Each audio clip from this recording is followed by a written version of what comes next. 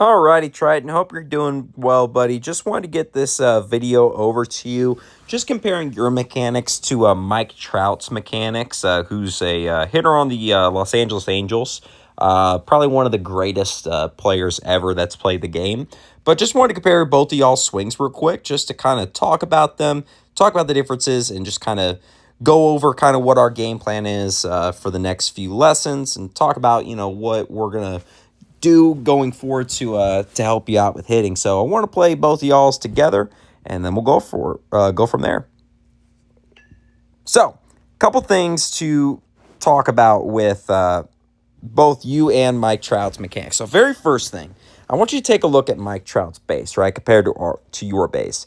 If you notice, if I were to compare Mike Trout's base real quick, so his is all squared up, like so, where everything's squared, perfectly squared, versus ours is kind of like this and then like this, right? And that all goes back to power, right? If you think about, if you're playing, think about if you're trying to, let's just say, shoot a free throw, right? And if you're trying to shoot a free throw, you want to be in a really, really good, powerful position, right? Or even to jump, right? If you're trying to jump, we want to be in a really, really good, powerful position. If you look at Trout's position right now and kind of how his feet and his stance is laid out, that's a really good, powerful position that's going to allow us to explode and create power, right? Versus ours is kind of a weird, awkward position where we may not be able to have as much power out of our swing, right? So that's the very first thing to continue to work on with that.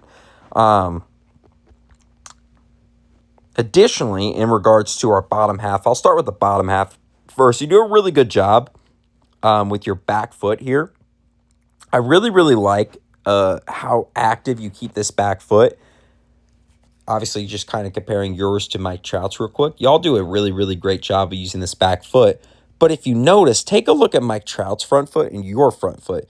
You'll notice with Trout's front foot that he keeps that on the ground the whole entire time, right? Versus with ours, take a look at your heel. If you notice, it kind of raises up just a tad, right? And if you think about it, with us raising our heel up, that kind of mitigates the amount of power that we can build. If you think about it, the front foot of your swing is almost like your anchor point for your entire swing, which allows you to have a sturdy base to use your backside for power, right? So those are the big two things with your bottom half to continue to work on. We actually do a really, really good job with your hips, Triton, which is really, really good for your age. But keeping this down is really also going to help your finish position here, right? Very similar positions, but if we keep this front foot a little bit down, I think that's going to help us out with having a sturdier base and allowing us to use our legs more into our swing. In regards to our top half, right, I want you to take a look at what your hands do. So they get up, and immediately your first reaction is to drop everything, right?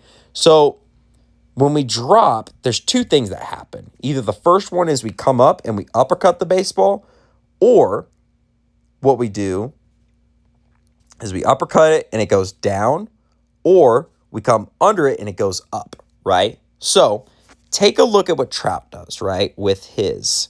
So he's immediately going towards the baseball, but more specifically, take a look at his elbow. And you do a really good job of as well with this Triton, but it's getting our hands in the proper position in order to get our bat on plane, right? So if you watch Trout swing, he connects here, and then he goes out to extension to meet the baseball, right?